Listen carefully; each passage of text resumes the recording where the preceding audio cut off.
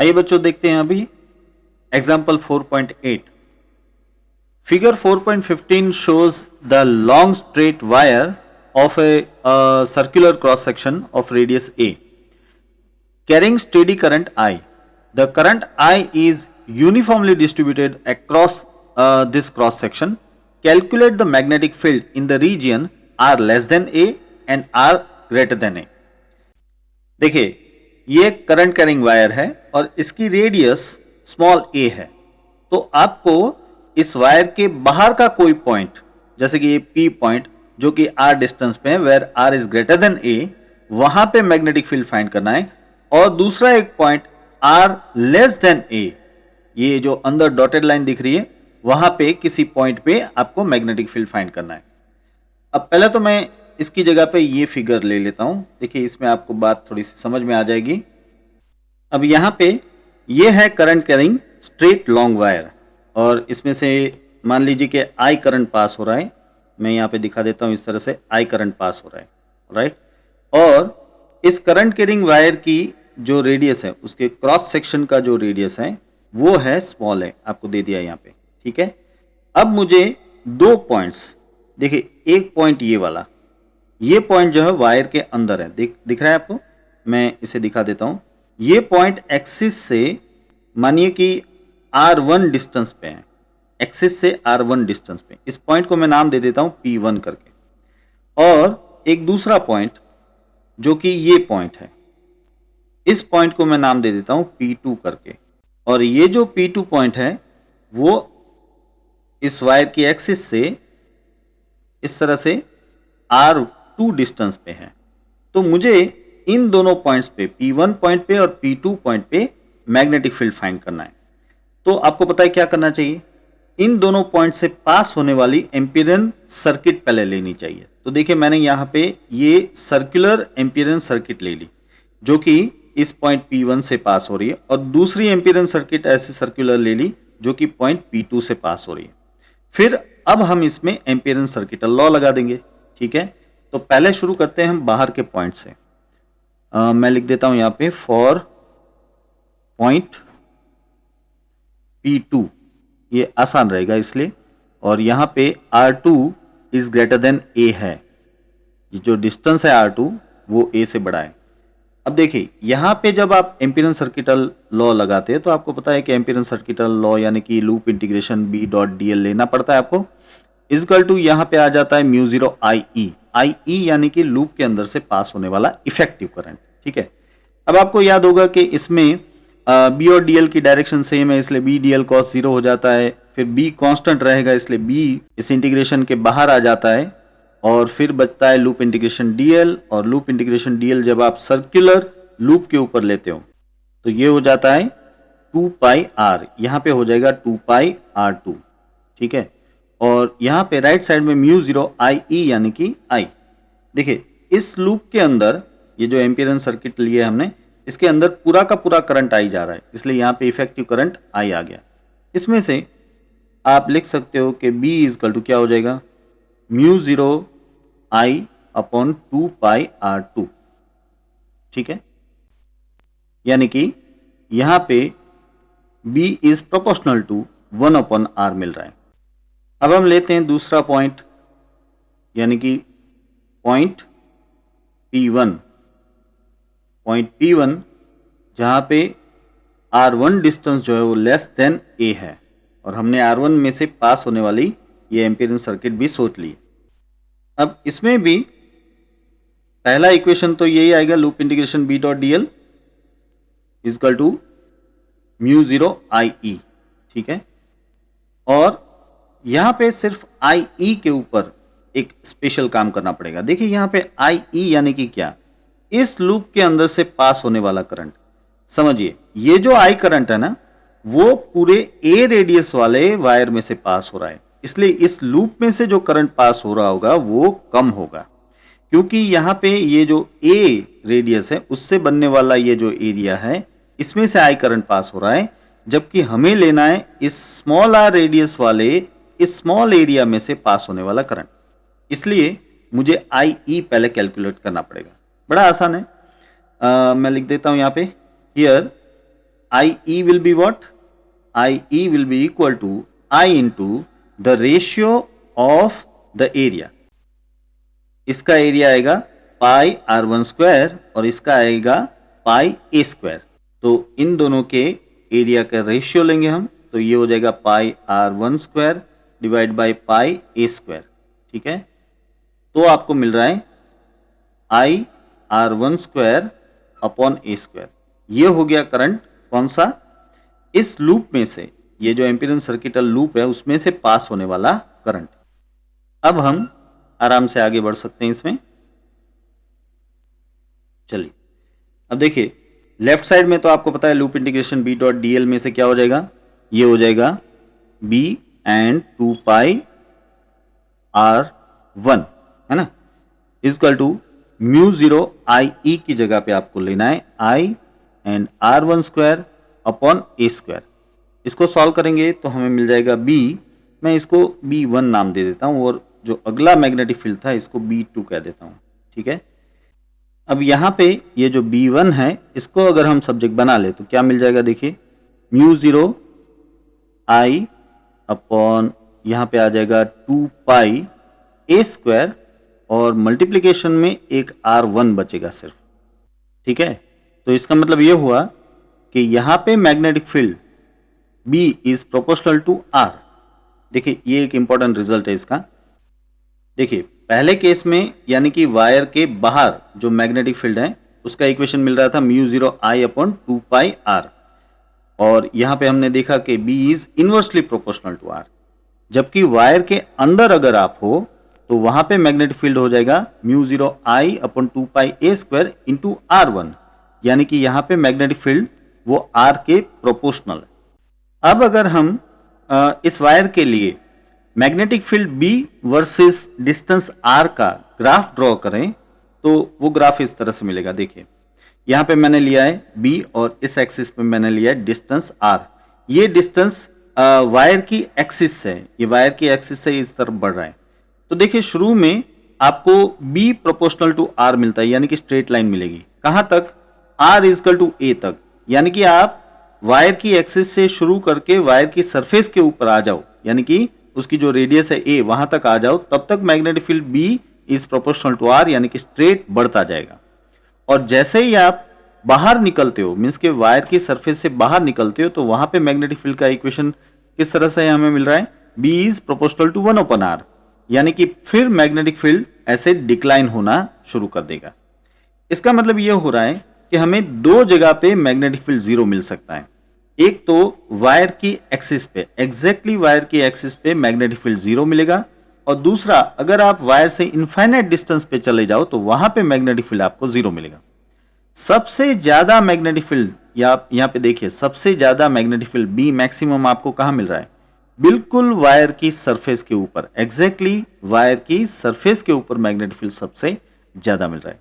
ये बात आप याद रखिएगा क्योंकि ऑब्जेक्टिव्स में इसकी जरूरत पड़ेगी। चलिए अब देखते हैं एग्जांपल 4.9।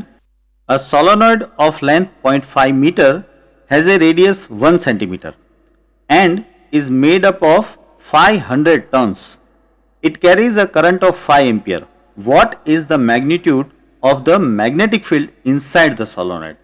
अब देखिए अगर आपको inside the solenoid magnetic field find करना है तो आपको कितनी चीजें चाहिए?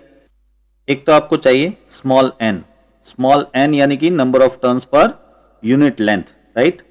और यहां पे आपको नंबर ऑफ टर्न्स दे दिए 500, और देखिए यूनिट लेंथ की बात है तो इसके लिए लेंथ है 0.5 मीटर, ठीक है? तो ये हो जाएगा 1000 टर्न्स पर मीटर। वैसे तो सिर्फ मीटर इनवर्स भी यूनिट लिख सकते हो आप। चलिए दूसरा, इसमें आई करंट तो आपको दे दिया है 5 एम्पियर, ठीक है?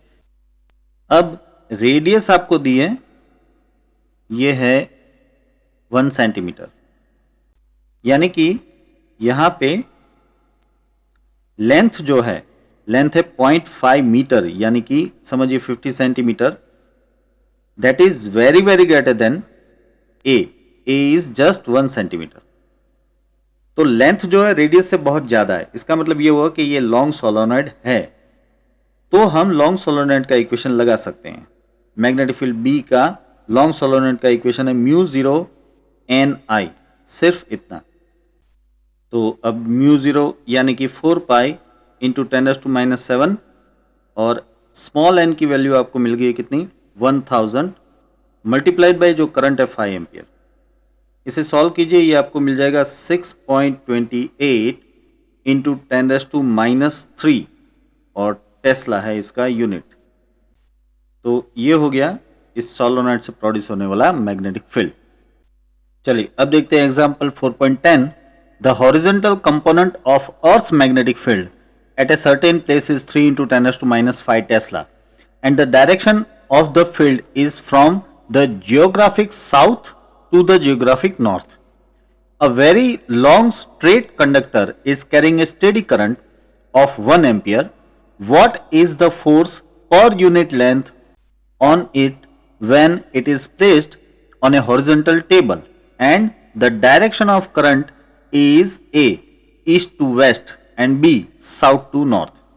देखिए, अर्थ का जो मैग्नेटिक फील्ड है वो एग्जैक्टली हॉरिजॉन्टल नहीं है, वो थोड़ा सा एंगल बना रहा होता है हमेशा। अर्थ के ऊपर हर एक पॉइंट पे उसका कुछ एंगल होता है, और इस वजह से इस अर्थ मैग्नेटिक फील्ड के दो कंपोनेंट हो जाते हैं। एक होता है हॉरिजॉन्टल कंपोनेंट और एक होता है वर्टिकल कंपोनेंट। पोल जो है मैग्नेटिक पोल्स, मैग्नेटिक पोल पे सिर्फ वर्टिकल कंपोनेंट होता है, और जो मैग्नेटिक इक्वेटर है उसके ऊपर सिर्फ हॉरिजॉन्टल कंपोनेंट होता है। ये सारी बातें आप इसके बाद के चैप्टर में समझ जाओगे। अभी सिर्फ हमें इतना समझना है कि यहाँ पे अर्थ के मैग्नेटिक फील्ड का जो हॉरिजॉन्टल कंपोनेंट है वो हॉरिजॉन्टल कंपोनेंट आपको दे दिया है, और वो है 3 इंटू 10⁻⁵ टेस्ला। यानी कि जहां पे ये टेबल वगैरह रखने की बात है वहां पे हॉरिजॉन्टली इतना मैग्नेटिक फील्ड होगा, और ऑब्वियसली इसकी डायरेक्शन जो होती है हमेशा साउथ से नॉर्थ होती है। जी हाँ, अर्थ के मैग्नेटिक फील्ड की डायरेक्शन साउथ से नॉर्थ होती है। अगर आपके दिमाग में है नॉर्थ से साउथ, तो इसके लिए आप वेट कीजिए, नेक्स्ट चैप्टर में आपको समझ में आ जाएगा कि अर्थ का magnetic field south to north होता है।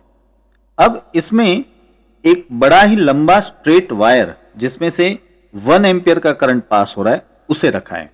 तो उसके ऊपर फोर्स पर यूनिट लेंथ यानी कि F/L फाइंड करना है आपको। इसमें भी आप इस करंट कैरिंग वायर को दो सिचुएशन में रखते हो, एक रखते हो आप ईस्ट टू वेस्ट और एक रखते हो आप साउथ टू नॉर्थ। तो इन दोनों सिचुएशन में फोर्स कितना लगने वाला है ये आपको फाइंड करना है। चलिए अब ये पहली सिचुएशन के लिए ये हो गई इसकी फिगर। देखिए ये टॉप व्यू है, आप ऊपर से पूरी सिचुएशन को देख रहे हो। ये है टेबल, इस तरह से आप ऊपर से देख रहे हो, और ये अर्थ के मैग्नेटिक फील्ड का हॉरिजॉन्टल कंपोनेंट, इसको हम नाम दे देते हैं BH। ये हॉरिजॉन्टल कंपोनेंट है तो मैं लिख रहा हूं BH करके, ठीक है।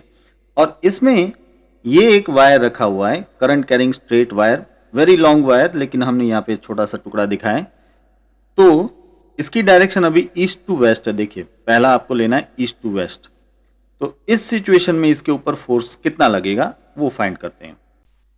यह है केस ए, और देखिए यहाँ पे फोर्स पर यूनिट लेंथ आपको फाइंड करना है, और आपको पता है कि फोर्स पर यूनिट लेंथ जिसको हम स्मॉल f कहते हैं वो हो जाता है F/L, और f का इक्वेशन आपको पता है ILB sin थीटा, राइट। लेकिन L से डिवाइड हो जाएगा तो ये हो जाएगा सिर्फ IB sin थीटा, और यहाँ पे थीटा हो रहा है 90 डिग्री, क्योंकि करंट की डायरेक्शन और मैग्नेटिक फील्ड की डायरेक्शन परपेंडिकुलर है। तो ये सिर्फ मिल रहा है आपको IB, मोर स्पेसिफिकली IBH लिख देता हूँ। अब यहाँ पे करंट की वैल्यू आपको दे दी है 1 एम्पियर, और ये BH की वैल्यू है 3 इंटू 10⁻⁵ टेस्ला, ठीक है। तो इसका आंसर हो जाएगा 3 इंटू 10⁻⁵ न्यूटन पर मीटर, है ना। ये फोर्स पर यूनिट लेंथ है, तो न्यूटन पर मीटर मैं लिख रहा हूं। तो ये हो जाता है हमारा पहला आंसर। अब हम दूसरा केस लेते हैं जिसमें मैग्नेटिक फील्ड की डायरेक्शन में ही आपको इसे अरेंज करना है, वायर को अरेंज करना है। मैं दिखाता हूं जरा आपको, रुकिए। देखिए ये है दूसरी सिचुएशन। यहां पे ये मैग्नेटिक फील्ड हो गया BH, ठीक है, मैं यहाँ पे लिख देता हूँ, ये है मैग्नेटिक फील्ड BH और उसी की डायरेक्शन में ये करंट कैरिंग वायर जा रहा है। देखिए यहाँ पे देखिए दूसरा केस क्या है, साउथ टू नॉर्थ करंट लेना है आपको, तो ये साउथ टू नॉर्थ है। तो यहाँ पे मैग्नेटिक फील्ड और जो करंट है दोनों एक ही डायरेक्शन में आ रहे हैं। तो इसमें क्या होगा देखते हैं। ये हो गया केस B, ठीक है। अब यहाँ पे हम लिखेंगे कि फोर्स पर यूनिट लेंथ यानी कि F/L इज इक्वल टू, यहाँ पे आ जाएगा IB sin 0, है ना, क्योंकि यहाँ पे करंट और मैग्नेटिक फील्ड दोनों एक ही डायरेक्शन में, तो कुछ सोचने वाली बात नहीं है, ये आंसर हो जाता है 0 न्यूटन पर मीटर। यानी कि इस हाल में इस वायर को किसी भी तरह का कोई फोर्स लगने वाला नहीं है। ये हो गया हमारा दूसरा आंसर। अब ये न्यूमेरिकल तो पूरा हो गया, लेकिन यहाँ पे एक बात देखने लायक है। देखिए पहले केस में आपको जो फोर्स पर यूनिट लेंथ मिल रहा है वो है 3 × 10⁻⁵ न्यूटन पर मीटर, यानी कि 1 मीटर लेंथ के वायर पे 3 × 10⁻⁵ न्यूटन का फोर्स लगेगा। अगर आपको याद हो तो ये वैल्यू जो एम्पियर की डेफिनेशन है ना, उसमें लगने वाले फोर्स 2 × 10⁻⁷ से भी ज्यादा है। इसीलिए एम्पियर की डेफिनेशन को स्टैंडर्डाइज करने के लिए जो एक्सपेरिमेंट किया जाता है, उस एक्सपेरिमेंट में अर्थ का मैग्नेटिक फील्ड जो है वो एलिमिनेट करना पड़ता है, वरना अर्थ के मैग्नेटिक फील्ड से पूरे रिजल्ट्स जो हैं वो ऑब्वियसली गलत आ सकते हैं। और इतना ही नहीं, फिजिक्स लैब में जब भी हम मैग्नेटिक फील्ड रिलेटेड कोई भी एक्सपेरिमेंट करते हैं तो उसमें ध्यान रखना पड़ता है कि भाई अर्थ का मैग्नेटिक फील्ड है उसमें इफेक्ट ना कर रहा हो, ठीक है। तो बच्चों इसी के साथ ये लेक्चर हम यहाँ पे समाप्त करते हैं। आई होप कि आपको ये सारे न्यूमेरिकल समझ में आ गए होंगे। इन न्यूमेरिकल्स के PDF की लिंक मैंने डिस्क्रिप्शन में रख दिया, आप उसे डाउनलोड कर सकते हो, ठीक है। So here is Anshun Baldania signing of.